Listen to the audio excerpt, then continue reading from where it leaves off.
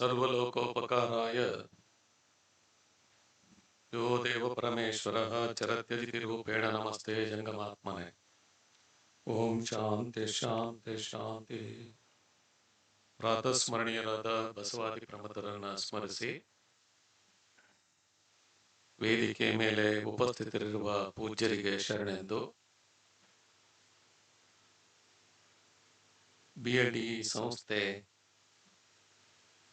ಇದರ 4 ಸ್ತಂಭಗಳಂತೆ ಇರುವಂತಹ ಪಗು ಹಳಕಟ್ಟಿ ಬಂತ್ನಾಳ ಸಂಗನಬಸವ ಶಿವಯೋಗಿಗಳವರು, ಶರಣ BM ಪಾಟೀಲ್ ಹಾಗೂ ಶರಣೆ ಬಂಗಾರಮ್ಮ ಸಜ್ಜನ್ ಇವರ ಸ್ಮರಣೆಯನ್ನ ಬಹಳ ಅರ್ಥಪೂರ್ಣವಾದಂತಹ ಕಾರ್ಯಕ್ರಮವನ್ನ ಆಯೋಜಿಸುವ ಮೂಲಕ ಈ ಸ್ಮರಣೆ ನಡೆದಿರೋದು ನಿಜಕ್ಕೂ ಕೂಡ ತುಂಬಾ ಪ್ರಸ್ತುತ ಮತ್ತು ಅತ್ಯಂತ ಇವತ್ತಿನ ದಿನಮಾನಕ್ಕೆ ಬಹಳ ಸೂಕ್ತವಾದಂತಹ ಕಾರ್ಯಕ್ರಮವನ್ನ ಸನ್ಮಾನ್ಯ ಅಧ್ಯಕ್ಷರಾದ BM ಪಾಟೀಲ್ ರವರು ಆಯೋಜನೆ ಮಾಡಿರುವುದು ನಮಗಂತೂ ತುಂಬಾ ಆನಂದವಾಯಿತು. ಇಂಥ ಸಭೆಯಲ್ಲಿ ಇಂಥ ವಿಚಾರವನ್ನ ಪ್ರಸ್ತುತಪಡಿಸಿದ್ದು ನಿಜಕ್ಕೂ ಕೂಡ ತುಂಬಾ ಅರ್ಥಪೂರ್ಣ ಮತ್ತೆ ತುಂಬಾ ಅಗತ್ಯ, ಅನಿವಾರ್ಯ ಇವತ್ತಿನ ದಿನಮಾನಕ್ಕೆ. ನಾವು ಕುವೆಂಪುರವ್ರ ನಾಡು, ಅಕ್ಕ ಅಲ್ಲಮ್ಮನ ನಾಡಿನಿಂದ ಬಂದಿದ್ದೀವಿ. ಎಲ್ಲಿಗೆ ಬಂದಿದ್ದೀವಿ ಅಂದ್ರೆ ಬಸವಣ್ಣನ ನಾಡಿಗೆ ಬಂದಿದ್ದೀವಿ. ಬಹಳ ಸಂತೋಷ ಆಗುತ್ತೆ. ಇನ್ನು ಈ ಸಂಸ್ಥೆಯ ಬಗ್ಗೆ ಕಣ್ಣರಿಯದಿದ್ದರೂ ಕರುಳರಿತಿತ್ತು. ಈ ಸಂಸ್ಥೆಗೆ ನಾವು ಮೊದಲನೇ ಸಲ ಬಂದಿರೋದು. ಹಂಗಂತೇಳಿ ಇದ್ರ ಬಗ್ಗೆ ಏನು ಗೊತ್ತಿಲ್ಲ ಅಂತಲ್ಲ, ಕರುಳರಿತಿತ್ತು ಈ ಬಗ್ಗೆ ನಮಗೆ.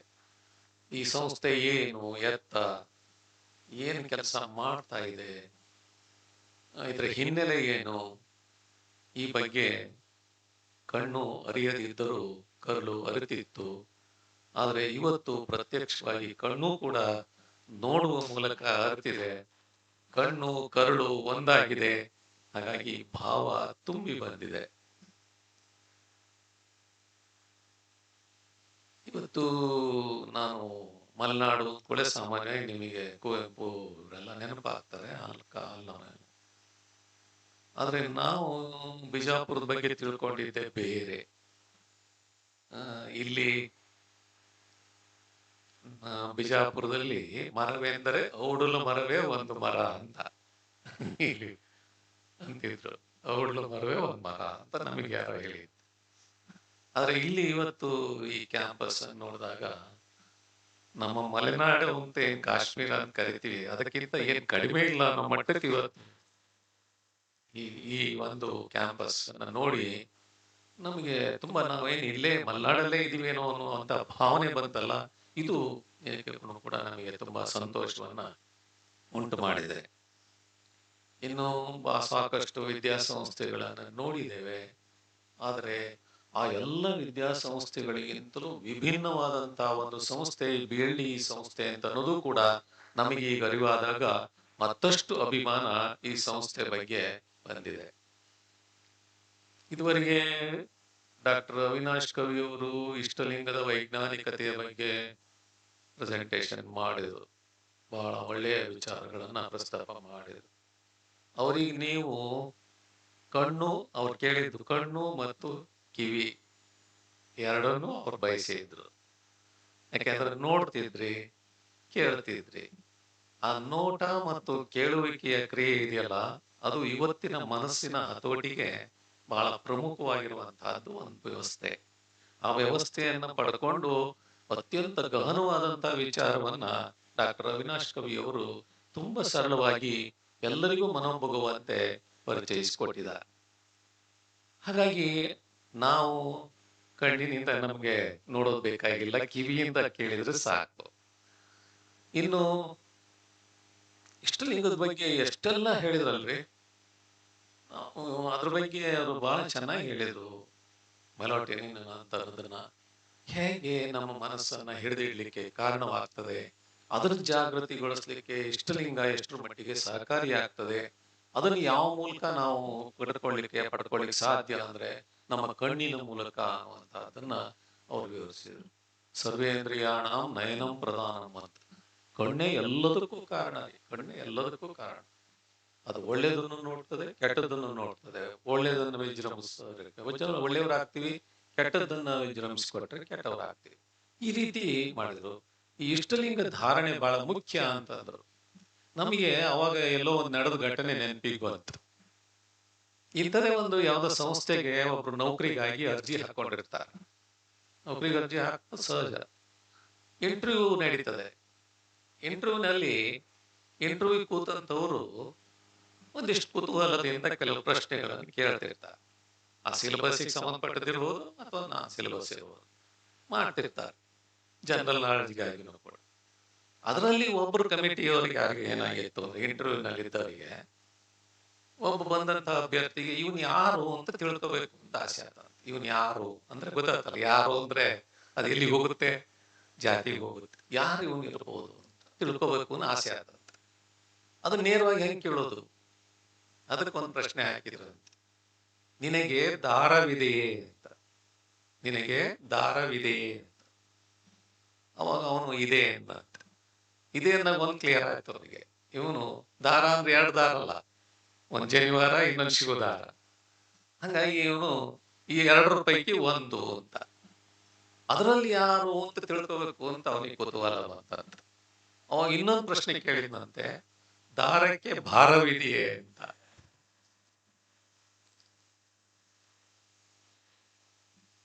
ಅವಾಗ ಇವನು ಭಾರ ಇದೆ ಅಂದ್ರೆ ಹಿಂಗಾಯ್ತು, ಭಾರ ಇಲ್ಲ ಅಂದ್ರೆ ಇವತ್ತು ನಾವೆಲ್ಲ ದಾರಕ್ಕೆ ಭಾರವನ್ನಾಗಿ ಕಂಡ್ಕೊಳ್ತಿದೀವಿ ಹೊರತು ಧಾರಣೆ ಮಾಡ್ಕೋಬೇಕು ಅನ್ನುವಂಥದ್ದನ್ನ ಮರೀತಾ ಇದೀವಲ್ಲ, ಇದು ದುರಂತ. ದಾರಕ್ಕೆ ಭಾರ ಅಂತ ಭಾವಿಸ್ಕೊಳ್ತಾ ಇದೀವಿ. ದಾರಕ್ಕೆ ಭಾರವಾಗಬಾರದು. ಧಾರಣೆಯಿಂದ ನಾವು ಈ ಭೂಮಿಗೆ ಭಾರವಾಗುವುದಿಲ್ಲ. ಭೂಮಿಯ ಬದುಕನ್ನ ಹಗುರಗೊಳಿಸಿಕೊಳ್ಳಿಕ್ಕೆ ಸಾಧ್ಯವಾಗ್ತದೆ ಅನ್ನೋದಕ್ಕೆ ಆ ಲಿಂಗ ಧಾರಣೆ ಎಷ್ಟು ಮುಖ್ಯ ಅನ್ನೋದನ್ನ ನಾವು ಗಮನಿಸಬೇಕು. ಹಾಗಾಗಿ ಇವತ್ತು ಅದನ್ನ ಗೂಡಿನಲ್ಲಿಟ್ಟು ಗೂಟಕ್ಕೆ ತಗಲಿ ಹಾಕೋ ಅಥವಾ ಅದಕ್ಕೂ ಇಲ್ದಂಗಾಗಿ ಇರುವಂತ ಸ್ಥಿತಿಯನ್ನು ನಾವು ಕಂಡುಕೊಳ್ತಾ ಇದ್ದೀವಿ. ಆ ದೃಷ್ಟಿಯಿಂದ ಅದು ನಮಗೆ ಎಷ್ಟು ಮಟ್ಟಿಗೆ ನಮ್ಮ ಜೀವನಕ್ಕೆ ನೆಮ್ಮದಿಯ ಬದುಕಿಗೆ ಎಷ್ಟು ಪೂರಕವಾಗಿದೆ ಅನ್ನುವಂಥದ್ದನ್ನ ನಾವು ಸರಳವಾಗಿ ತಿಳ್ಕೊಂಡ್ರು ಸಾಕು. ಇವತ್ತೇನು ನಮಗೆ ಬಹುಶಃ ಒಂದು ದೇವರ ಬಗ್ಗೆ ನಮಗಿರುವಂತ ಕಲ್ಪನೆ ಎಷ್ಟು ಮಟ್ಟಿಗಿದೆ. ದೇವರ ಬಗ್ಗೆ ಕಲ್ಪನೆ, ದೇವರು ಅಂದ್ರೆ ಯಾವ್ದೋ ಗುಡಿಯಲ್ಲಿ ಇರೋದಕ್ಕೆ ತೋರಿಸ್ತಾರೆ, ಅಥವಾ ಇನ್ನೊಂದು ಯಾವ್ದನ್ನು ತೋರಿಸ್ತಾರೆ, ಇನ್ನೊಂದು ಯಾವ್ದೋ ಮೂರ್ತಿಗಳಲ್ಲಿ ತೋರಿಸ್ತಾರೆ, ಇನ್ನೊಂದು ಏನನ್ನು ತೋರಿಸ್ತಾರೆ ದೇವರು ಅಂತ. ಆದ್ರೆ ಎಷ್ಟು ಸುಲಭವಾಗಿ ಸರಳವಾಗಿ ದೇವರನ್ನ ಯಾರಾದ್ರೂ ಪ್ರಶ್ನೆ ಕೇಳಿದ್ರೆ ಎಷ್ಟು ಸರಳವಾಗಿ ಒಂದು ವಚನ ಹೇಳ್ಬಿಟ್ಟು ಸಾಕು. ಜಗದಗಲ ಮುಗಿಲಗಲ ಮಿಗೆಯಗಲ ನಿಮ್ಮಗಲ, ಪಾತಾಳದಿಂದ ತತ್ತ ನಿಮ್ಮ ಶ್ರೀಚರಣ, ಬ್ರಹ್ಮಾಂಡದಿಂದ ತತ್ತ ನಿಮ್ಮ ಶ್ರೀ ಮುಕುಟ, ಅಗಮ್ಯ ಅಗೋಚರ ಅಪ್ರತಿಮ ಲಿಂಗವೇ ಕೂಡಲ ಸಂಗಮ ದೇವಯ್ಯ, ಎನ್ನ ಕರಸ್ಥಲಕ್ಕೆ ಬಂದು ಚುಳುಕಾದಿರಯ್ಯ. ಎಷ್ಟು ಸರಳ ಆತಲ್ಲ. ದೇವ್ರ ಬಗ್ಗೆ ಎಷ್ಟು ಚೆನ್ನಾಗಿ ಡೆಫಿನಿಷನ್ ಯಾರು ಕೊಡಕ್ ಸಾಧ್ಯ ಹೇಳಿ ನೋಡ, ದೇವರು ಅಂದ್ರೆ ಯಾರು ಅಂತ. ಹಾಗಾಗಿ ಇಂಥ ಅಂತ ಒಂದು ಕಲ್ಪನೆಯನ್ನ ಕೊಟ್ಟಂತ ಬಸವಣ್ಣ ನಮಗೆಷ್ಟು ಸರಳವಾಗಿ ಈ ದೇವರನ್ನು ಕೊಟ್ಟ. ಇನ್ನು ದೇಹವನ್ನೇ ದೇವಾಲಯವನ್ನಾಗಿ ಮಾಡಿಕೊಂಡಂತಹ ಕಲ್ಪನೆ, ಇದು ಅದ್ಭುತವಾದಂತಹ ಕಲ್ಪನೆ. ದೇವಾಲಯದಲ್ಲಿ ಹೋಗಿ ದೇವರನ್ನು ಕಂಡುಕೊಳ್ಳುವುದಕ್ಕಿಂತ ದೇಹವನ್ನೇ ದೇವಾಲಯವನ್ನಾಗಿ ಪರಿವರ್ತಿಸಿಕೊಳ್ಳುವಂತಹ ಪ್ರಕ್ರಿಯೆ ಇದೆಯಲ್ಲ, ಇದು ಅದ್ಭುತವಾದಂತಹ ಒಂದು ಕಲ್ಪನೆ. ಈ ಕಲ್ಪನೆಯನ್ನು ಕೊಟ್ಟಂತಹ ಪುಣ್ಯಾತ್ಮ ಬಸವಣ್ಣ. ಹಾಗಾಗಿ ಬಸವಣ್ಣನವರ ಈ ಒಂದು ಸಾಧನೆ ಏನಿದೆಯಲ್ಲ ಆ ಲಿಂಗದ ಬಗ್ಗೆ ಎಷ್ಟು ಚೆನ್ನಾಗಿ ಹೇಳಿದ್ರು ನಮ್ಮ ಡಾಕ್ಟರ್. ಅವರೊಬ್ಬ ಡಾಕ್ಟರ್ ಆಗಿ ಬಹುಶಃ ದೇಹವನ್ನ ಅವರೊಂದು ಮಾತು ಹೇಳಿದ್ರು, ಇದನ್ನ ಮಾಡ್ಬೇಕಾದ್ರೆ ಏನಂತಿರಲ್ಲ, ಡಿಸೆಕ್ಷನ್ ಮಾಡ್ಬೇಕಾದ್ರೆ ಹುಡುಕಿದೆ ಚಕ್ರಗಳಿದಾವೇನೋ ಅಂತ. ಆದ್ರೆ ಚಕ್ರಗಳು ಅಲ್ಲಿ ಕಾಣಲಿಲ್ಲ ಅಂತ. ಚಕ್ರಗಳು ಕಾಣುವಂತವಲ್ಲ, ಅದು ನಮ್ಮ ಸಾಧನೆಯ ಮೂಲಕ ಅನುಭವಿಸುವಂತಹದ್ದು. ಆ ಸಾಧನೆ ಇವತ್ತು ನಮಗೆ ಬೇಕಾಗಿದೆ. ಎಲ್ಲರೂ ಹೋಗಿ ಗುಡ್ಡದಲ್ಲಿ ಕೂತ್ಕೊಂಡು ತಪಸ್ವಿಗಳಾಗ್ಬೇಕು, ಸನ್ಯಾಸಿ ಆಗ್ಬೇಕು, ಸಾಧನೆ ಮಾಡ್ಬೇಕು ಅಂದ್ರೆ ಖಂಡಿತ ತಪ್ಪು. ಯಾವ ಶರಣರು ಸನ್ಯಾಸಿಗಳಾಗ್ಲಿಲ್ಲ. ಅವರೆಲ್ಲ ಗೃಹಸ್ಥರಾಗಿ ಇದ್ಕೊಂಡು ಕಾಯಕ ಮಾಡುತ್ತಾ ದಾಸೋಹ ನಡೆಸುತ್ತಾ ಅವರು ಈ ಸಾಧನೆಯನ್ನ ಮಾಡಿದ್ರಲ್ಲ, ಇದು ನಮ್ಗೆ ಇವತ್ತು ಆದರ್ಶವಾಗ್ಬೇಕು. ನಾವೆಲ್ಲ ಸನ್ಯಾಸಿಗಳು ಸ್ವಾಮಿಗಳು ಆಗಿ 3 ಹೊತ್ತು ಜಪ ಮಾಡ್ಕೊಂಡ್ಕೊಂಡ್ರು ಎನ್ನುವಂತಹದ್ದು ಆದರ್ಶ ಬೇಡ ನಮಗೆ. ನಮಗಿವತ್ತು ಬೇಕಾಗಿರೋದೇನು ಆದರ್ಶ? ಶರಣರು ಹೇಗೆ ಆ ಲಿಂಗವನ್ನು ಆರಾಧಿಸುತ್ತಾ, ಲಿಂಗವನ್ನು ಧ್ಯಾನಿಸುತ್ತಾ, ಲಿಂಗವನ್ನು ಪೂಜಿಸುತ್ತಾ, ಅವ್ರು ಹೇಗೆ ತಮ್ಮ ಕಾಯಕಕ್ಕೆ ವ್ಯತ್ಯಾಸ ಬರಲಾರ್ದಾಗೆ ಮತ್ತು ದಾಸೋಹಕ್ಕೆ ಚ್ಯುತಿ ಬರಲಾರ್ದಂಗೆ ಹೇಗೆ ಅದನ್ನ ಪೂರಕವಾಗಿ ಅಳವಡಿಸಿಕೊಂಡ್ರಲ್ಲ, ಇದು ನಮಗೆ ಇವತ್ತು ಪ್ರಸ್ತುತವಾಗಬೇಕಾದಂತಹ ಸಂಗತಿ. ಈ ಹಿನ್ನೆಲೆಯಲ್ಲಿ ಒಬ್ಬೊಬ್ಬ ಶರಣರ ಬದುಕು ಎಂತೆಂತ ಆದರ್ಶವಾಗಿದೆ ಅಂದ್ರೆ, ಒಬ್ಬ ನುಲಿ ಚಂದಯ್ಯ ಅಂತ ಒಬ್ಬ ಶರಣ. ಆ ಶರಣ ನಮ್ಮ ತರೀಕೆರೆ ಹತ್ರ ಅವರ ಗದ್ದಿಗೆ ಇದೆ, ನಂದಿ ಎನ್ನುವಲ್ಲಿ. ಅಂತ ನುಲಿ ಚಂದಯ್ಯ ಶರಣನ ಕಾಯಕ ಏನಪ್ಪಾ ಅಂದ್ರೆ, ಹಗ್ಗ ಕಾಡಿಗೆ ಹೋಗುವುದು, ನಾರನ್ನು ತರುವುದು, ಹಗ್ಗ ಹೊಸೆಯುವುದು, ಹಗ್ಗವನ್ನು ಮಾರುವುದು, ಬಂದ ಹಣದಿಂದ ದಾಸೋಹ ಮಾಡುವುದು. ಇದು ನುಲಿ ಚಂದಯ್ಯನ ಕಾಯಕ. ನಿತ್ಯ ಲಿಂಗ ಪೂಜೆ ಮಾಡುವುದು, ಲಿಂಗ ಪೂಜೆಯ ನಂತರ ಕಾಡಿಗೆ ಹೋಗುವುದು, ನಾರು ತರುವುದು, ಹಗ್ಗ ಹೊಸೆಯುವುದು, ಹಗ್ಗ ಮಾರುವುದು, ಹಗ್ಗ ಮಾರಿ ಬಂದಂತ ಹಣದಿಂದ ದಾಸೋಹ ಮಾಡುವುದು. ಇದು ನುಲಿ ಚಂದಯ್ಯನ ಜೀವನ ಕ್ರಮ. ಒಂದ್ ದಿವಸ ಏನಾಗ್ತದೆ ಅಂತಂದ್ರೆ, ಅವನು ನೀರಿನ ಹಗ್ಗ ನಾರು ತಗೊಂಡು ತೊಳಿಬೇಕಾದ್ರೆ ನೀರಿನಲ್ಲಿ ಅವನ ಕೊಳ್ಳಲಿದ್ದ ಲಿಂಗ ನೀರಿನಲ್ಲಿ ಬಿದ್ದೋಗುತ್ತೆ. ಬಿದ್ದೋದಾಗ ಅವನೇನಂತಾನೆ ಅಂತಂದ್ರೆ, ನಾನು ನಿತ್ಯ ಲಿಂಗ ಪೂಜೆ ಮಾಡ್ತೇನೆ, ನಿತ್ಯ ಕಾಯಕ ಮಾಡ್ತೇನೆ, ನಿತ್ಯ ದಾಸೋಹ ಮಾಡ್ತೇನೆ, ಯಾವುದಕ್ಕೂ ಚ್ಯುತಿ ತಂದಿಲ್ಲ, ಮತ್ತೆ ಆದ್ರೂ ನೀನ್ ಲಿಂಗಪ್ಪ ಯಾಕೆ ಬಿದ್ದೆ? ನೋಡಿ, ದೇವರಿಗೆ ಸವಾಲ್ ಆಗ್ತಾನೆ, ಚಾಲೆಂಜ್. ನಂದೇನೂ ತಪ್ಪಿಲ್ಲ, ಆದ್ರೂ ನೀನ್ ಯಾಕೆ ಬಿದ್ದೆ? ನೀನಾಗೆ ನೀ ಬಿದ್ದಿದ್ಯಾ ಅಂದ್ಮೇಲೆ ನಾನೇನ್ ತಗೊಳಲ್ಲ. ನೋಡಿ, ದೇವರಿಗೆ ಅಂತ ಚಾಲೆಂಜ್. ಇದು ಯಾರಿಗೆ ಅಂದ್ರೆ ಲಿಂಗ ಇದ್ದರಿಗೆ, ಮತ್ ಲಿಂಗ ಇದ್ದರಿಗೆ ಅಲ್ಲ. ಆ ಲಿಂಗ ಇದ್ರು ಪೂಜೆ ಮಾಡಿ ಕಾಯಕ ಮಾಡಿದವನಿಗೆ ಆ ಲಿಂಗ ತಗೊಳಲ್ಲ. ತಗೊಳಲ್ಲ ಅಂದ್ಕೂಡ್ಲೇನೆ ಲಿಂಗಪ್ಪ ದಿಗಿಲ ಅನ್ನಂತೆ. ಇದೊಂದು ರೂಪಕ ಇದ್ದಂಗಿದೆ, ಶೂನ್ಯ ಸಂಪಾದನೆಯಲ್ಲಿ ಬರ್ತದೆ, ರೂಪಕ ಇದ್ದಂಗಿದೆ. ಆಗ ಲಿಂಗಪ್ಪ ಅನ್ನಂತೆ, ನಾನ್ ಬಿದ್ದುದು ನೋಡಿ ತಪ್ಪಾತು ಅಂತ ಕರ್ಕೊಂತಾನೇನೋ ಹೆದರ್ಕೊಂಡು ಭಯದಿಂದ ಅಂತ ಅವನು ತಿಳ್ಕೊಂಡಿದ್ರೆ ಲಿಂಗಪ್ಪ, ಇವನು ಕೇರೆ ಮಾಡ್ಲಿಲ್ಲ. ಆಗ ಲಿಂಗಪ್ಪನಂತೆ, ನಾನೇನೋ ತಿಳ್ಕೊಂಡಿದ್ದೆ, ಏನೋ ಮಾಡ್ಬಿಟ್ಟೆ, ತಪ್ಪು ಮಾಡ್ಬಿಟ್ಟೆ, ಅದಕ್ಕೆ ಕರ್ಕೊಳಪ್ಪ ಅಂತ ದೇವ್ರು ಬೇಡ್ಕೊಂತಾನಂತೆ. ಇದು ಮೊದಲನೆಯ ಘಟನೆ. 3 ಘಟನೆಗಳನ್ನು ಹೇಳ್ತೇನೆ. ಒಂದು ಘಟನೆ ಇದು, ಕರ್ಕೊಳಪ್ಪ ಅಂದ್ರೆ ಏನ್ ಹೇಳ್ತದೆ ಅಂದ್ರೆ, ದೇವರು ದೇವರೇ ಆದ್ರೂ ಕೂಡ ದೇವರಿಗೆ ಆಶ್ರಯ ಯಾವುದು? ದೇವಸ್ಥಾನ ಅಲ್ಲ, ದೇಹ. ಅಂದಿದ್ರೆ ಲಿಂಗ ನನ್ ಕರ್ಕೋ ಅಂತ ಯಾಕೆ ಗಂಟು ಬಿದ್ದ ಅಂದ್ರೆ, ಲಿಂಗಪ್ಪ ಅವನಿಗೆ ಲಿಂಗಕ್ಕೆ ಬೇರೆ ಆಶ್ರಯ ಇಲ್ಲ, ದೇಹವೇ ದೇವರಿಗೆ ಆಶ್ರಯ. ಅಂದ್ರೆ ಈ ದೇಹವೇ ದೇವಾಲಯ ಅನ್ನುವಂತ ಮಾತಿಗೆ ಈ ಚಂದಯ್ಯನ ಮೊದಲನೆಯ ಘಟನೆ ಸಾಕ್ಷಿಯಾಗಿ ನಿಲ್ತದೆ. ನಂತರ ಮುಂದುವರೆದ ಹಂತದಲ್ಲಿ ಅವನು ನನ್ ಕರ್ಕೊಳ್ಳಲ್ಲ ಅಂತ ಹೊರಡ್ತಾನೆ. ಲಿಂಗಪ್ಪ ಮನುಷ್ಯ ರೂಪವನ್ನು ತಾಳಿ ನನ್ ಕರ್ಕೊಳ್ಳೋ ಅಂತ ಬೆನ್ನತ್ತಿ ಹೋಗ್ತಾನೆ. ದಾರಿಲಿ ಹೋಗ್ತಿರ್ಬೇಕಾದ್ರೆ ನಮ್ಮ ಮಡಿವಾಳ ಮಾಚಯ್ಯ ಮೊದಲಾದ ಶರಣರು ಸಿಗ್ತಾರೆ. ಅವ್ರಿಗೆಲ್ಲರಿಗೂ ಲಿಂಗಪ್ಪ ಒಪ್ಪಿಸ್ತಾನೆ, ನೀವ್ ಒಂದಿಷ್ಟು ಪಂಚಾಯತಿ ಮಾಡ್ರಿ, ನನ್ ಕರ್ಕೊಳಕ್ ಹೇಳ್ರಿ ಅಂತ. ಅವನ್ ಕರ್ಕೊಳಲ್ಲ ಅಂತಾನೆ. ಆದ್ರೂ ಎಲ್ಲಾ ಹಿರಿಯರು ಹೇಳಿದ ಮೇಲೆ ಅವನ ಒಂದು ಕಂಡೀಷನ್ ಮೇಲೆ ಕರ್ಕೊಂತೀನಿ ಅಂತಾನೆ. ಯಾರು? ನುಲಿ ಚಂದಯ್ಯ ಲಿಂಗವನ ಕಂಡೀಷನ್ ಮೇಲೆ. ಇದು ದೇವರಿಗೆ ಅಂತ ಕಂಡೀಷನ್ ಆಗ್ತಾನೆ ಅಂದ್ರೆ ಹೇಳ್ತಾನೆ, ನಾನು ಹಗ್ಗ ವಸ್ತು ಕೊಡ್ತೇನೆ, ಆ ಹಗ್ಗವನ್ನ ಅವನು ಪೇಟೆಯಲ್ಲಿ ಹೋಗಿ ಮಾರ್ಕೊಂಡು ಬರ್ಬೇಕು, ಆದ್ರೆ ಮಾತ್ರ ನಾನು ಇಟ್ಕೊಳ್ತೀನಿ ಅವನ್ನ. ಅಂದ್ರೆ ಇದೇನ್ ತೋರಿಸ್ತದೆ? ಎರಡನೇ ಘಟನೆ, ದೇವರಾದರೂ ಗುರುವಾದರೂ ಕಾಯಕ ಮಾಡಬೇಕು, ಲಿಂಗವಾದರೂ ಕಾಯಕ ಮಾಡಬೇಕು, ಜಂಗಮವಾದರೂ ಕಾಯಕ ಮಾಡಬೇಕು. ಕಾಯಕದಿಂದ ಯಾರಿಗೂ ವಿನಾಯಿತಿ ಇಲ್ಲ, ಸ್ವಾಮಿಗಳಿಗೂ ವಿನಾಯಿತಿ ಇಲ್ಲ, ಯಾರಿಗೂ ವಿನಾಯಿತಿ ಇಲ್ಲ. ಕಾಯಕದಿಂದಲೇ ಜೀವನ ಅನ್ನುವಂಥದ್ದು. ದೇವರಾದ್ರೂ ನೀ ಕಾಯಕ ಮಾಡು ಅಂದ್ರೆ ಇಟ್ಕೊಂತೀನಿ ನೀನ. ಇಂಥ ಸವಾಲ್ ಹಾಕಿದ. ಇದು ಎರಡನೇದು. ಆಮೇಲೆ ಆಯ್ತು ಅಂತ ಒಪ್ಕೊಂಡ ಲಿಂಗಯ್ಯ. ಕೊನೆಗೆ ದಿವಸ ಹಗ್ಗವನ್ನ ಪೇಟೆಯಲ್ಲಿ ತಗೊಂಡು ಹೋಗಿ ಮಾರ್ಕೊಂಡ್ ಬರೋದು. ಆಗ ಒಬ್ಬ ಬಸವಣ್ಣದಿ ಶರಣರು ಅಂದ್ರು, ಶರಣ ಪಾಪ ದೇವರು ಕಷ್ಟ ಪಡ್ತಾ ಇದ್ದಾನೆ ಅಂತ ಹೇಳಿ ಅದಷ್ಟು ಹಗ್ಗವನ್ನ ತೆಗೆದುಕೊಂಡು ಜಾಸ್ತಿ ಹಣ ಕೊಟ್ಟು ಕೊಂಡ್ಕೊಳ್ತಾರೆ. ಆಗ ಅದನ್ನ ತಗೊಂಡು ಲಿಂಗಯ್ಯ ಖುಷಿಯಾಗಿ ಬರ್ತಾನೆ. ಇಷ್ಟು ಹಣ ನೋಡಿದ್ರೆ ಚಂದಯ್ಯ ಒಪ್ಕೊಂಡೇ ಬಿಡ್ತಾನೆ ಹೆಂಗುವೆ ಅಂತ ಹೇಳಿ ಅವನ್ ಖುಷಿಯಾಗಿ ಬಂದು ಹಣ ಕೊಟ್ರೆ, ಚಂದಯ್ಯ ಅಂದಂತೆ, ನನ್ನ ಹಗ್ಗದ ಕಾಣಿ ಇಷ್ಟ ಅಲ್ಲಪ್ಪ, ನನ್ನ ಹಗ್ಗದ ಬೆಲೆ ಇಷ್ಟೇ, ಇದಕ್ಕಿಂತ ಹೆಚ್ಚಿಗೆ ನೀನ್ ಯಾಕೆ ತಗೊಂಬಂದೆ, ತಗೊಂಡೋಗಿ ಬಿಸಾಕುವಂತ. ಅಂದ್ರೆ ಇದು ಮೂರನೆಯ ಘಟನೆ ಏನ್ ತೋರಿಸುತ್ತೆ? ಕಾಯಕಕ್ಕೆ ತಕ್ಕ ಫಲವನ್ನು ಮಾತ್ರ ಬಯಸಬೇಕೆ ಹೊರತು ಅತಿಯಾಗಿ ಬಯಸಬಾರದು ಅನ್ನುವಂಥದ್ದು. ಹೀಗಾಗಿ ಈ 3 ಘಟನೆಗಳು ಲಿಂಗದ ಬಗ್ಗೆ ಎಷ್ಟು ಎಂತ ಮಹತ್ವವನ್ನು ಹೇಳ್ತದೆ, ಬಸವನ ಸಿದ್ಧಾಂತದ ಬಗ್ಗೆ ಎಂತ ಒಂದು ಘಟನೆ ಬರ್ತದೆ ಅನ್ನುವಂಥ. ದೇವಾಲಯ ಆಗ್ಬೇಕಾದ್ರೆ ಇಷ್ಟಲಿಂಗ ಧಾರಣೆ ಆಗ್ಬೇಕು, ಆ ಮೂಲಕ ಕಾಯಕ ಮಾಡಬೇಕು, ಕಾಯಕ ಮೂಲಕ ದಾಸೋಹ ಮಾಡಬೇಕು. ಅದೇ ನಿಜವಾಗಿರ್ತಕ್ಕಂಥ ಜೀವನ, ಅದೇ ಶರಣ ಸಿದ್ಧಾಂತ, ಅದೇ ಬಸವಣ್ಣ ನಮಗೆ ಕೊಟ್ಟಿರುವಂತಹ ತತ್ವ. ಇಂತಹ ತತ್ವ ಸಿದ್ಧಾಂತಗಳನ್ನ ಇವತ್ತು ಬದುಕಿದಂತಹ ಪುಣ್ಯಾತ್ಮರೇ ಈ ನಾಲ್ವರು ಮಹನೀಯರು. ಇಂತಹ ತತ್ವ ಸಿದ್ಧಾಂತವನ್ನ ಜೀವನದಲ್ಲಿ ಅಳವಡಿಸಿಕೊಂಡು ಬದುಕಿದಂತವರು ಈ ನಾಲ್ವರು ಪುಣ್ಯಾತ್ಮರು. ಇವರು ಪುಣ್ಯ ಪುರುಷರು. ಒಬ್ಬೊಬ್ಬರ ಬಗ್ಗೆನೂ ಕೂಡ ಒಂದೊಂದು ಗಂಟೆ ಎಲ್ಲ ಎಷ್ಟು ಹೇಳಿದ್ರು ಕೂಡ ಕಡಿಮೆ. ಅಂತ ಮಹಾಪುರುಷರು ಎಲ್ಲ.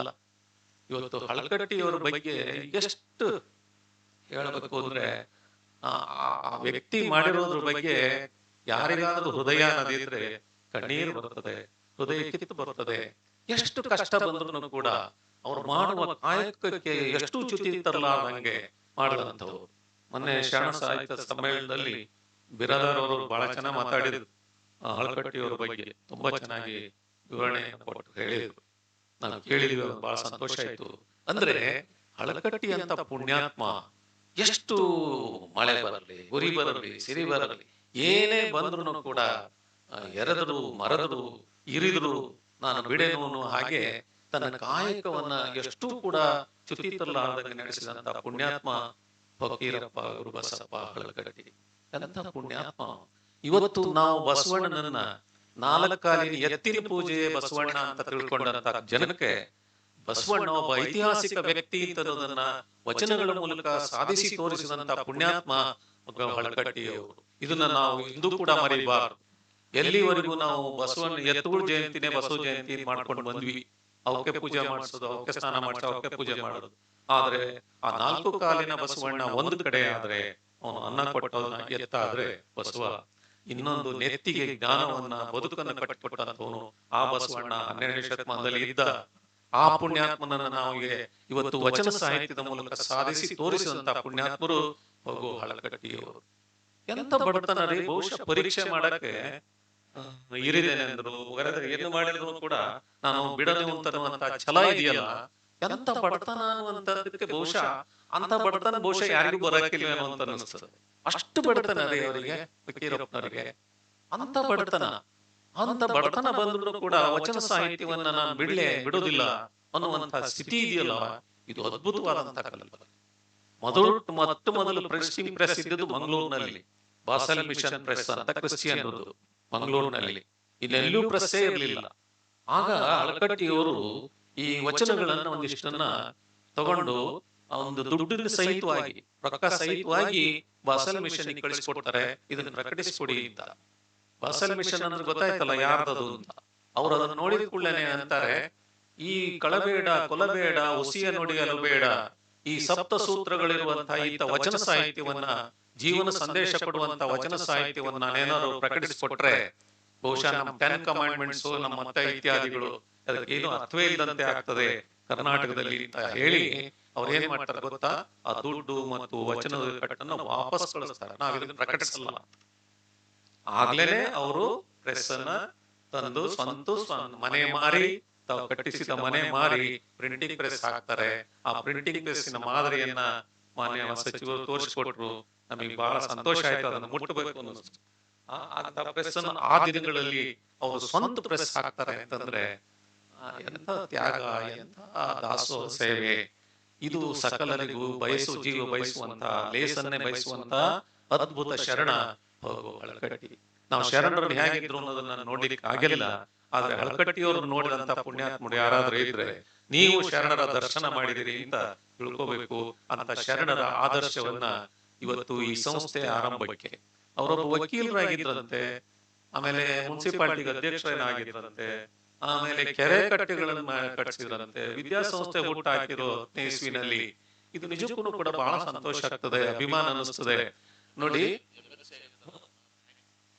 MLC ಆಗಿರ್ತಾರೆ, ಬ್ಯಾಂಕ್ ಮಾಡ್ತಾರೆ. ಅಂದ್ರೆ ಮನುಷ್ಯನಿಗೆ ಏನು ಬೇಕೋ ಜೀವನಕ್ಕೆ, ಒಂದು ಶಿಕ್ಷಣ, ಇನ್ನೊಂದು ಆರ್ಥಿಕತೆ, ಮತ್ತೆ ಈ ರೀತಿ ಕಾಯಕ ತತ್ವ, ರೈತರಿಗೆ ಕೃಷಿ, ಇವೆಲ್ಲದನ್ನು ಕೂಡ ಗಮನಿಸುವಂತಹ ಒಬ್ಬ ವ್ಯಕ್ತಿತ್ವ ಹೇಗೆ ಬಂತಿದು ಅನ್ನುವಂಥದ್ದನ್ನ ನಾವು ಗಮನಿಸ್ಬೇಕು.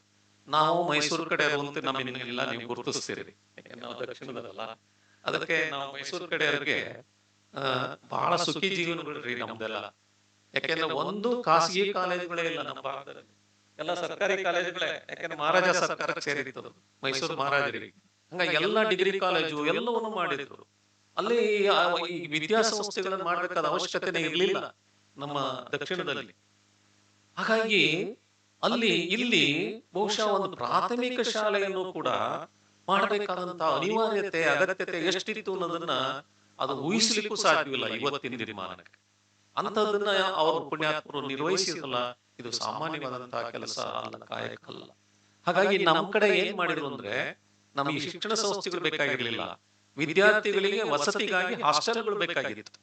ಹಾಗಾಗಿ ನಮ್ಮ ಮಠದವರು ಶಿವಮೊಗ್ಗದಲ್ಲಿ NDV ಹಾಸ್ಟೆಲ್ ಅಂತ, ನಗರ ಡಿವಿಷನ್ ವೀರಶೈವ ಹಾಸ್ಟೆಲ್ ಅಂತೇಳಿ 16ನೇ ಇಸ್ವಿನಲ್ಲಿ ಹಾಸ್ಟೆಲ್ ಮಾಡ್ತಾರೆ ಶಿವಮೊಗ್ಗದಲ್ಲಿ.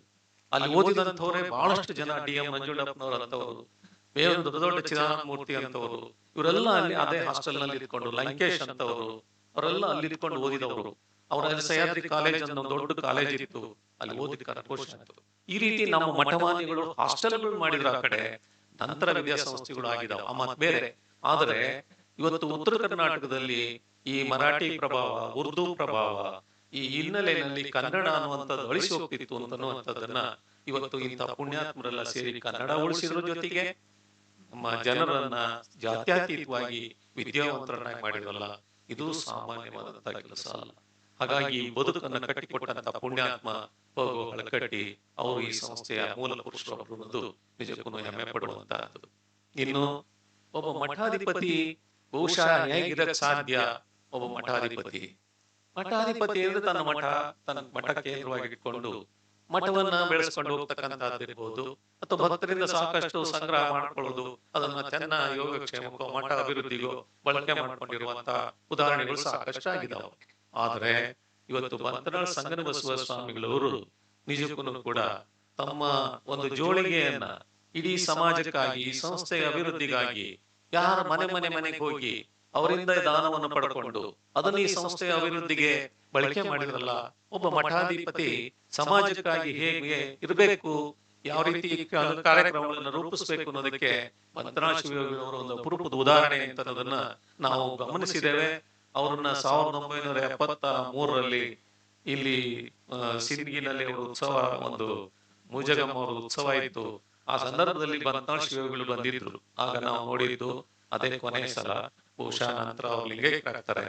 ಅವರನ್ನು ಪ್ರತ್ಯಕ್ಷ ನೋಡಿದಾಗ ಅಪಾರವಾದ ಜನಸಂಖ್ಯೆ ಸೇರಿತ್ತು. ಬಂತನಾಳ ಸ್ವಾಮಿಗಳು ಶಿವಯೋಗಿಗಳು ಬಂದ್ರು ಅಂತಿದ್ದಾಗೇನೆ ಇಡೀ ಜನಸಮೂಹ ಅದೆಷ್ಟು ಆಕರ್ಷಣೀಯವಾಗಿ ಅವರನ್ನ ಗೌರವಿಸ್ತು, ಅವ್ರ ಬಗ್ಗೆ ಸಂತೋಷವನ್ನು ವ್ಯಕ್ತಪಡಿಸ್ತು. ಅಂದ್ರೆ ನಾವು ಆ ಸಭೆಯನ್ನು ನೋಡಿ, ಆ ಸಮೂಹವನ್ನು ನೋಡಿ ತುಂಬಾ ಅಭಿಮಾನ ಪಟ್ವಿ. ಬಹುಶಃ ಸ್ವಾಮಿ ಅಂದ್ರೆ ಹಿಂಗಿರ್ಬೇಕಪ್ಪ, ಸ್ವಾಮಿ ಅಂದ್ರೆ ಹಿಂಗ ಆಗ್ಬೇಕಪ್ಪ ಅನ್ನುವಂತ ಕಲ್ಪನೆ ಬರುವಂತೆ ಇತ್ತು ಆ ಬಂತನಾಳ ಶಿವಯೋಗಿಗಳವರ ಒಂದು ಜೀವನ ಅನ್ನೋದನ್ನ, ಈ ಸಂಸ್ಥೆಯ ಇತಿಹಾಸವನ್ನ ಓದಿದಾಗ ನಮ್ಗನ್ನಿಸ್ತದೆ. ಆ ಬಂಗಾರಮ್ಮನ ಮನೆಗೆ ದಿಢೀರ್ನೆ ಹೋಗಿ ಆ ಅಮ್ಮನ ದಿವಸ ವಾಕಿಂಗ್ ಮಾಡ್ಬೇಕಾದ್ರೆ ನೋಡಿದಂತ ಈ 50 ಎಕರೆ ಜಮೀನನ್ನ ಆ ಬಂಗಾರಮ್ಮ ಮನೆಗೆ ಹೋಗಿ ಅವ್ರು ಆಶ್ಚರ್ಯ ಪಡ್ತಾರೆ, ನಮ್ಮ ಮನೆಗೆ ಶಿವಯೋಗಿಗಳು ಬಂದಾರೆ ಅಂತ. ಅವರು ಬಂದಿದ್ದು ಯಾತಕಪ್ಪ ಅಂದ್ರೆ, ಅಮ್ಮ ಈ ಜಮೀನನ್ನ ನಮ್ಮ ಸಂಸ್ಥೆಗೆ ದಾನ ಮಾಡು ಅಂತ ಕೇಳ್ತಾರೆ. ಅಮ್ಮನೂ ಕೂಡ ಯೋಚನೆ ಮಾಡ್ಲಿಲ್ಲ, ಕೊಟ್ರು. ಆ ಸಂಸ್ಥೆ ಇವತ್ತು ಆ ದಾನ ಎಂತ ಶ್ರೇಷ್ಠವಾದ ದಾನ ಆಗಿ ಇವತ್ತು ಜ್ಞಾನ ಅನ್ನ ದಾಸೋಹಕ್ಕೆ ಇದು ಸಂಸ್ಥೆ ಕಾರಣವಾಗ್ತಾ ಇದೆ ಅನ್ನೋದನ್ನ ನಿಜಕ್ಕೂ ಕೂಡ ಅಂತ ದಾಸೋಹಿ ಆ ಅಮ್ಮ ಬಸಮ್ಮ ಅನ್ನುವಂಥದ್ದನ್ನ ನಾವು ಇವತ್ತು ಗಮನಿಸ್ಬೇಕು. ಈ ತಾಯಿ ನಿಜಕ್ಕೂ ವಿಶೇಷ. ಇನ್ನು ನಮ್ಮ ಈ ಸಂಸ್ಥೆ ಇವತ್ತಿಷ್ಟು ಹೆಮ್ಮರವಾಗಿ ಬೆಳೆದಿದೆಯಲ್ಲ, ನಮಗೆ ಇವತ್ತು ನೋಡಿ ಕ್ಯಾಂಪಸ್ ನೋಡಿ ಇಷ್ಟು ಸಂತೋಷ ಆಯ್ತು. ಯಾಕಂದ್ರೆ ನಮ್ಮ ಬಿ ಪಾಟೀಲ್ ಸಚಿವರಾಗಿ ಅವರು ರಾಜ್ಯದಲ್ಲಿ ಕೆಲಸ ಮಾಡಿರುವಂತಹ ಎಲ್ಲ ಕಾರ್ಯಗಳನ್ನು ಕೂಡ ನಾವು ಗಮನಿಸಿದ್ದೇವೆ.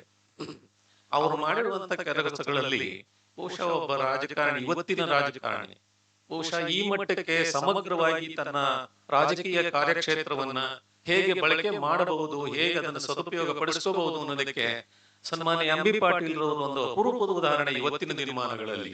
ಹಾಗಾಗಿ ಸಾಮಾಜಿಕವಾಗಿ ಎಷ್ಟು ತಮ್ಮನ್ನ ತಾವು ತೊಡಗಿಸಿಕೊಳ್ತಾ ಇದ್ದಾರೆ ಅಂದ್ರೆ, ಇವತ್ತು ನಾವು ಇಡೀ ನಮ್ಮ ಲಿಂಗಾಯತ ಸಮಾಜಕ್ಕೆ ಒಂದು ಹೆಮ್ಮೆಯ ವ್ಯಕ್ತಿಯನ್ನ ನಾವೇನಾದ್ರೂ ಇವತ್ತು ಗುರುಸ್ಲಿಕ್ಕೆ ಸಾಧ್ಯವಿದ್ರೆ ಅದು MB ಪಾಟೀಲ್ ರನ್ನ ಅಂತ ಹೇಳಲಿಕ್ಕೆ ನಾವು ತುಂಬಾ ಅಭಿಮಾನ ಪಡ್ತೇವೆ, ಹೆಮ್ಮೆ ಪಡ್ತೇವೆ, ಸಂತೋಷ ಪಡ್ತೇವೆ. ಬಹುಶಃ MB ಪಾಟೀಲ್ರು ಹೀಗಾಗ್ಲಿಕ್ಕೆ ಕಾರಣ BM ಪಾಟೀಲ್ರು ಅಂತ ಏನಿದೆಯಲ್ಲ, ಇದು ಬಹಳ ಮುಖ್ಯ ಕಾರಣ. ಇವತ್ತು ನಮಗೆ ತಂದೆ ತಾಯಿಗಳು ಮಾಡೆಲ್ಗಳು ಆಗ್ಬೇಕ್ರಿ. ತಂದೆ ತಾಯಿಗಳು ಮಾಡೆಲ್ಲ ಆಗ್ಬೇಕು. ನೀವು ಈಗ ಹುಡುಗರನ್ನ ಕೇಳ್ರಿ, ನಿಮ್ ಕಾಲೇಜ್ ಹುಡುಗರನ್ನ, ನಿಮ್ಗೆ ಯಾರಪ್ಪ ಮಾಡೆಲ್ಲ ಅಂತ ಕೇಳಿದ್ರೆ ಯಾರನ್ನ ಕ್ರಿಕೆಟ್ ಪ್ಲೇಯರ್ನೋ, ಸಿನಿಮಾ ನಟರನ್ನೋ, ಇನ್ನೊಬ್ರು ಯಾರನ್ನೋ ಮಾಡೆಲ್ಲ ಅಂತ ಹೇಳ್ಕೊಂತಾವ. ಆದ್ರೆ ಕಲಾಂ ಅವರು ಬಂದಾಗೆಲ್ಲ ಸಂವಾದ ಮಾಡ್ಬೇಕಾದ್ರೆ ನಿರೀಕ್ಷೆ ಮಾಡ್ತಿದ್ವಿ ಪ್ರಶ್ನೆ ಹಾಕಿ ವಿದ್ಯಾರ್ಥಿಗಳಿಗೆ, ನಿಮ್ಮ ಮಾಡೆಲ್ ಯಾರು ನಿನಗೆ ಅಂತ. ಯಾರ ಒಬ್ಬ ವಿದ್ಯಾರ್ಥಿ ನಮ್ಮಪ್ಪ ಮಾಡೆಲ್ಲು, ನಮ್ಮಮ್ಮ ಮಾಡೆಲ್ಲು ಅಂತ ಹೇಳ್ತಾನೇನೋ ಅಂತ ಅವರು ಉತ್ತರ ನಿರೀಕ್ಷೆ ಮಾಡ್ತಿದ್ರೆ ಯಾರೂ ಹೇಳ್ತಿರ್ಲಿಲ್ಲ ಅಂತ. ನಮ್ಮಪ್ಪ ನನಗ್ ಮಾಡೆಲ್ಲು, ನಮ್ಮವ್ವ ನಮಗ್ ಮಾಡೆಲ್ಲ ಅಂತ. ಆದ್ರೆ ಇವತ್ತು ನಮಗೆ ಬೇಕಾಗಿರೋದು ಮಾಡೆಲ್ಗಳನ್ನ ಎಲ್ಲೋ ಹುಡುಕೊಂಡು ಹೋಗೋದಲ್ಲ, ಮಾಡೆಲ್ಗಳನ್ನ ಯಾರು ಮಾಡ್ಬೇಕು, ಯಾರು ಆಗ್ಬೇಕು ಅಂದ್ರೆ ಮನೆಗೆ ತಂದೆ ತಾಯಿಗಳೇ ಮಾಡೆಲ್ಗಳಾಗ್ಬೇಕು. ಅಂತ ಮಾಡೆಲ್ ತಂದೆನೆ BM ಪಾಟೀಲ್ರು ಅಂತ ಅನ್ನೋದನ್ನ ನಾವು ಇವತ್ತಿಲ್ಲಿ ಹೇಳಲಿಕ್ಕೆ ಸಂತೋಷ ಆಗ್ತದೆ. ಕಾರಣ ಆ BM Patil, MB Patil model ಅನ್ನೋದನ್ನ ಇಲ್ಲಿ ಚೆನ್ನಾಗಿ ಅವರು ಬಳಕೆ ಮಾಡ್ಕೊಂಡಿದ್ದಾರೆ. ಇಲ್ಲಿ ಈ ಸಂಬಂಧ ಚೆನ್ನಾಗಿ ಬೆಳೆದು ಬಂದಿದೆ ಅಂತ ಹೇಳಲಿಕ್ಕೆ ನಮಗೆ ತುಂಬಾ ಸಂತೋಷ ಆಗುತ್ತೆ. ಇಲ್ಲಿ ಭಗೀರಥನಂತೆ ನೀರು ತಂದಿದ್ದಾರೆ, ಕೃಷಿ ಕ್ಷೇತ್ರವನ್ನ ಸದೃಢಗೊಳಿಸಿಕೊಟ್ಟಿದ್ದಾರೆ. ನಿಜಕ್ಕೂ ಕೂಡ ಈ ವಿದ್ಯಾ ಕ್ಷೇತ್ರವಂತೂ ಕೂಡ ಅದ್ಭುತವಾಗಿ ಬೆಳೆದು ಬಂದಿದೆ. ಎಷ್ಟು ಚೆನ್ನಾಗಿ, ಎಷ್ಟು ಸೊಗಸಾಗಿ ಕ್ಯಾಂಪಸ್ ಅನ್ನ ನೋಡಿದ್ರೆ ಖುಷಿ ಆಗ್ತದೆ, ಸಂತೋಷ ಆಗ್ತದೆ. ಇಂಥಲ್ಲಿ ವಿದ್ಯೆಯನ್ನು ಪಡ್ಕೊಳ್ಳಿಕ್ಕೆ ಒಂದು ಒಳ್ಳೆಯ ಸದಾವಕಾಶವನ್ನ ಆ ಪುಣ್ಯಾತ್ಮರ ಸಹಕಾರದಿಂದ ಇವತ್ತು ಇಲ್ಲಿ ಮುಂದುವರಿಸಿಕೊಂಡು ಬರ್ತಾ ಇದ್ದಾರೆ. ಇವರು ನಿಜಕ್ಕೂ ಕೂಡ ಹೆಮ್ಮೆ ಪಡುವಂತ ಸಂಸ್ಥೆಗಳು. ಇವತ್ತು ಉತ್ತರ ಕರ್ನಾಟಕ ಇಷ್ಟರ ಮಟ್ಟಿಗೆ ಬೆಳೆದಿದೆ ಅಂತಂದ್ರೆ ಅದಕ್ಕೆ ನಮ್ಮ ಸಮಾಜದ ಇಂಥ ಸಂಸ್ಥೆಗಳೇ ಮುಖ್ಯ ಕಾರಣ ಅಂತ ಅನ್ನೋದನ್ನ ನಾವು ಅಭಿಮಾನ ಪಡ್ಕೋಬೇಕು.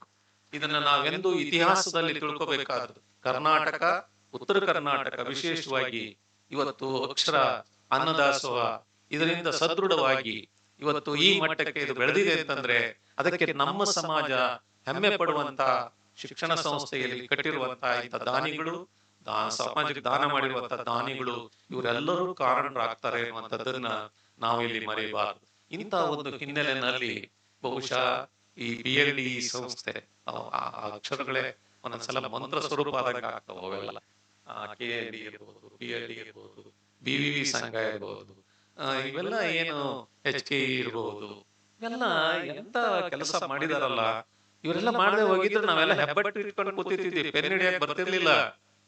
ಪೆನ್ ಹಿಡಿಯೋದು ಕಲಿಸ್ತವರೇ ಇದನ್ನ ನಾವು ಇಲ್ಲಿ ಗಮನಿಸ್ಬೇಕು. ಕರ್ನಾಟಕದ ಕಾಲೇಜ್ ಅನ್ನು ಮಾಡಿ ಕಟ್ಟಬೇಕಾದ್ರೆ ಕಂಬಳಿ ಸಿದ್ದಪ್ಪನವರು ಮಹಾರಾಷ್ಟ್ರದಲ್ಲಿ ಎಜುಕೇಶನ್ ಮಿನಿಸ್ಟರ್ ಆಗಿರ್ತಾರೆ. ಒಂದು ಕರ್ನಾಟಕ ಕಾಲೇಜ್ ಮಾಡ್ಬೇಕು, ಇಡೀ ಉತ್ತರ ಕರ್ನಾಟಕದ ಒಂದು ಕಾಲೇಜ್ ಇಲ್ಲ, ಪೂನಾಕ್ ಹೋಗ್ಬೇಕಿತ್ತು ಡಿಗ್ರಿ ಮಾಡ್ಬೇಕು ಅಂದ್ರೆ. ಆಗ ಅವರು ಯತ್ನಾರ ಮಾಡಿ ಧಾರವಾಡಕ್ಕೆ ಒಂದು ಕರ್ನಾಟಕ ಕಾಲೇಜ್ ಮಾಡೋಣ ಅಂತ ಬಯಸಿದ್ರೆ ಅದಕ್ಕೆ 108 ಅಡೆತಡೆಗಳು ಹಾಕಾರಂತಲ್ಲಿ ಮಹಾರಾಷ್ಟ್ರ ಸರ್ಕಾರದಲ್ಲಿ. ಆಗ ಒಂದು ಸಂದರ್ಭ ಬಂತಂತವರಿಗೆ ಯಾವುದೋ ಒಂದು ಬೇರೆ ಸಮಾಜದ ಸಂಸ್ಥೆ ಏನೋ ತೊಡಕಿಗೆ ಸಿಕ್ಕೊಂಡಿತ್ತು. ಆ ತೊಡಕದ ನಿವಾರಣೆ ಮಾಡ್ಲಿಕ್ಕೆ ಎಜುಕೇಶನ್ ಮಿನಿಸ್ಟರ್ ಹತ್ರ ಬರಬೇಕಿತ್ತು. ಅವರೇ ಈ ಕರ್ನಾಟಕದಲ್ಲಿ ಕಾಲೇಜ್ ಮಾಡ್ಲಿಕ್ಕೆ ತಡೆ ಮಾಡ್ತಿದ್ದವರು. ಆ ತಡೆಯನ್ನ ಪರಿಹರಿಸಿಕೊಂಡು ಅವರೇ ಒಂದು ಕಂಡೀಷನ್ ಹಾಕಿದ್ದಾರೆ, ನಿಮ್ ಕಾಲೇಜಿಗೆ ಸಂಸ್ಥೆಗೆ ಇರೋ ತೊಂದರೆ ನಾನು ನಿವಾರಣೆ ಮಾಡ್ತೀನಿ, ಆದ್ರೆ ನಾವು ಧಾರವಾಡದಲ್ಲಿ ಮಾಡ್ಬೇಕು, ಒಂದು ಕಾಲೇಜ್ ಮಾಡ್ಬೇಕು ಅಂತ ಇದೀನಿ, ಅದಕ್ಕೆ ನೀವೆಲ್ಲರೂ ಸಹಕರಿಸಬೇಕು, ಬೆಂಬಲಿಸಬೇಕು ಅಂದ್ರೆ. ಆಗ ಆದದ್ದೇ ಕರ್ನಾಟಕ ಕಾಲೇಜು ಧಾರವಾಡ. ಅಂದ್ರೆ ಇವತ್ತು ಆ ಪುಣ್ಯಾತ್ಮರೆಲ್ಲ ಎಷ್ಟು ಕಷ್ಟಪಟ್ಟಿದ್ದಾರೆ ಆ ದಿನಗಳಲ್ಲಿ ಅಂತ ಅನ್ನೋದನ್ನ ಗಮನಿಸ್ಬೇಕು. ಗಾಂಧೀಜಿನೇ ಕಂಬಳಿ ಸಿದ್ದಪ್ಪನವ್ರನ್ನ ಭೇಟಿ ಆಗ್ಬೇಕು ಅಂತ ಬಂದ್ರಂತೆ, ಭೇಟಿ ಆಗ್ಬೋದು ಬಯಸಿದ್ರಂತೆ ಗಾಂಧೀಜಿ. ಆಗ ಅವರು ಸಿದ್ದಪ್ಪನವರಂತೆ ನನಗೇನ್ ಕೆಲಸ ಇಲ್ಲ ಗಾಂಧೀಜಿ ಹತ್ರ ಅಂದ್ರಂತೆ. ಆದ್ರೂ ಗಾಂಧಿ ಕರೀತಾರೆ ಅಂದ್ರೆ ಪುಣ್ಯ ಅಂತ ಹೇಳಿ ಹೋಯ್ತೋ ಬಿದ್ನೋ ಅಂತ ಓಡಿ ಬರ್ಬೇಕು, ಅದು ಇವ್ರು ಹಿಂಗ್ ಅಂತಾರಲ್ಲ ಅಂತ. ಆಗ ಏನಾದ್ರು ಒತ್ತಾಯಕ್ಕೆ ಹೋದ್ರಂತೆ. ಹೋದಾಗ ಗಾಂಧಿ ಕೇಳಿದ್ರಂತೆ, ಸಿದ್ದಪ್ಪನವರೇ ನೀವು ಒಳ್ಳೆ ಕೆಲಸ ಮಾಡ್ತಾ ಇದ್ರಿ, ನಾವು ಅದೇ ಕೆಲಸ ಮಾಡ್ತಾ ಇದೀವಿ, ಆದ್ರಿಂದ ನಾವಿಬ್ರು ಕೂಡಿ ಮಾಡಿದ್ರೆ ಇನ್ನೂ ಚೆನ್ನಾಗಿ ಆಗುತ್ತೆ ಅಂತ ಅಂದ್ರಂತೆ. ಆಗ ಅವಾಗ ಸಿದ್ದಪ್ಪನವ್ರು ಹೇಳ್ತಾರಂತೆ, ಇಲ್ಲ ಗಾಂಧೀಜಿ ಅವರೇ, ನಿಮ್ ದಾರಿನೇ ಬೇರೆ, ನನ್ನ ದಾರಿನೇ ಬೇರೆ, ಆದ್ರೆ ಇಬ್ರು ಗುರಿ ಹೊಂದಿಟ್ಕೊಳ್ಳೋಣ, ಆದ್ರೆ ನನ್ನ ದಾರಿ ಬೇರೆನೇ ಇದೆ, ಹಾಗಾಗಿ ಇಬ್ರು ಕೂಡಿ ಮಾಡಕ್ ಆಗಲ್ಲ ಅಂತ ಗಾಂಧೀಜಿ ನೇರವಾಗಿ ಹೇಳಿದ್ರಂತೆ ಸಿದ್ದಪ್ಪನವರು. ಆಗ ಗಾಂಧಿ ಅಂದ್ರಂತೆ, ಆಯ್ತು ಒಳ್ಳೇದಾಗ್ಲಿ, ನೀವು ನಿಮ್ ದಾರಿಲಿ ಹೋಗ್ರಿ, ನಾನು ದಾರಿಲಿ ಹೋಗ್ತೀನಿ, ಇಬ್ರು ಒಂದ್ ಕಡೆ ಸೇರೋಣಂತೆ ಮುಂದೆ ಅಂತ ಅವರು ಬಯಸಿರುತ್ತೆ. ಇದು ನಮ್ಮ ಸಮಾಜವನ್ನು ಕಟ್ಟಿದಂತ ಹಿರಿಯರು, ಪುಣ್ಯಾತ್ಮರ ಉದಾಹರಣೆಗಳು. ಹಾಗಾಗಿ ಇವತ್ತು ನಮ್ಮ BM ಪಾಟೀಲ್ರು ನಿಜಕ್ಕೂ ಕೂಡ ಆ ದಿವಸಗಳಲ್ಲಿ ನಾವು ಅವ್ರು ನೋಡಿದ್ವಿ, ಅವ್ರೇನು ಬಹಳ ಹಿಂದಿನವರೆಲ್ಲ ನೋಡಿದ್ವಿ. ಅವರು ಎಷ್ಟು ಸ್ಫುರದ್ರೂಪಿ, ಒಳ್ಳೆ ಸುಂದರವಾಗಿ ಇದು ಫೋಟೋದಲ್ಲಿ ಹೇಗೆ ಕಾಣ್ತಾರೆ ನೋಡಿ. ಅಂತ ಒಬ್ಬ ರಾಜಕಾರಣಿ, ಅಪರೂಪದ ರಾಜಕಾರಣಿ. ನಮ್ಮ ಅವಿನಾಶ್ ಹೇಳಿದ್ರು, ಬೆಂಗಳೂರನ್ನ ನಮ್ಮ ಬಿರದರ್ ಹೇಳಿದ್ರು, ಬೆಂಗಳೂರನ್ನ ಸುಂದರವಾಗಿ ಇಡ್ಲಿಕ್ಕೆ ಅವ್ರು ಪ್ರಯತ್ನ ಮಾಡಿದ್ರು ಮಂತ್ರಿಯಾಗಿ. ನೋಡಿ ಅಷ್ಟು ಬೆಂಗಳೂರಿನಾಗ ಯಾರು ಮಿನಿಸ್ಟರ್ ಇರಲಿಲ್ಲ, ಆಗಿರಲಿಲ್ಲ. ಬೆಂಗಳೂರಿಗೆ ಲೈಟ್ ಇರ್ಬೋದು, ಮತ್ತೊಂದಿರ್ಬೋದು, ತೋಟ ಇರ್ಬೋದು, ಇವೆಲ್ಲ ಮಾಡ್ಲಿಕ್ಕೆ ಪೌರಾಡಳಿತ ಮಂತ್ರಿಗಳಾದಾಗ ಎಂತೆಲ್ಲ ಕೆಲಸ ಮಾಡಿದ್ರಲ್ಲ ಅವರು ಬಿ ಆರ್ ಪಾಟೀಲ್. ಇವು ರಾಜಕಾರಣಿಗಳಲ್ಲಿ ನಮ್ಮಲ್ಲಿ ಇವತ್ತು ನಿಜಲಿಂಗಪ್ಪನವರು ಪುಣ್ಯಾತ್ಮರಾಗಿ ಹೋಗಿದ್ದಾರೆ. ಅವರೆಲ್ಲರ ಆದರ್ಶಗಳನ್ನ ನಾವು ಇವತ್ತು ಇಟ್ಕೋಬೇಕು. ಅಂತ ಆದರ್ಶಗಳನ್ನ ನಿಜಕ್ಕೂ ಬಿ ಎಂ ಪಾಟೀಲ್, ನಮ್ಮ ಎಂ ಬಿ ಪಾಟೀಲ್ರು ಮಾಡ್ತಾ ಇದ್ದಾರೆ. ಅದಕ್ಕೆ ನಾನು ಹೇಳಿದ್ದು ಅವ್ರನ್ನ ಹೆಮ್ಮೆ ಪಡ್ಬೇಕು ಅಂತ. ಹಳಕಟ್ಟಿ ಅವ್ರನ್ನ ಜೀವಂತವಾಗಿ ಉಳಿಸಿದ್ರು, ಬೆಳೆಸಿದ್ರು, ಸಮಗ್ರ ಸಾಹಿತ್ಯ ಪ್ರಕಟಿಸಿದ್ರು ಈ ಸಂಸ್ಥೆ ಮೂಲಕ. ಎದಕ್ಕಾಗಿತ್ತು?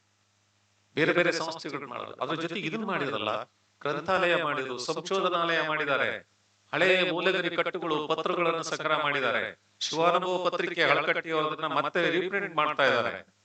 ಇವೆಲ್ಲ ಸಾಮಾನ್ಯ ಕೆಲಸಗಳೆಲ್ಲ ಇವ್ರು ಮಾಡ್ತಾ ಇರೋದು. ಇಂಥ ಅದ್ಭುತವಾದಂತಹ ಕೆಲಸಗಳನ್ನು ಮಾಡಿದಂತ ಪುಣ್ಯಾತ್ಮ ಇವರು ಕೂಡ ಆಗಿದ್ದಾರೆ ಎನ್ನುವಂಥದ್ದನ್ನ ನಾವು ಹೆಮ್ಮೆ ಪಡಬೇಕು. ಸಮಾಜ ಸಂಘಟನೆ ಮಾಡುವಲ್ಲಿಯೂ ಕೂಡ ಅವರು ತಮ್ಮಂತ ತೊಡಗಿಸಿಕೊಳ್ತಾ ಇದ್ದಾರೆ. ಈ ಎಲ್ಲ ಹಿನ್ನೆಲೆ ಇರುವಂತಹ ಈ ಸಂಸ್ಥೆ ನಿಜಕ್ಕೂ ಕೂಡ ಒಂದು ಪುಣ್ಯ ಭೂಮಿ ಅಂತ ನಾವು ಭಾವಿಸಿಕೊಂಡು, ಬಸವಣ್ಣನ ನಾಡಿನಲ್ಲಿರುವಂತಹ ಈ ಸಂಸ್ಥೆ ಇನ್ನೂ ಉತ್ತರೋತ್ತರವಾಗಿ ಬೆಳೆದು ನಮ್ಮ ನಾಡಿನ ಹೆಮ್ಮೆಯ ಸಂಸ್ಥೆಯಾಗಿ ಬೆಳೀಲಿ.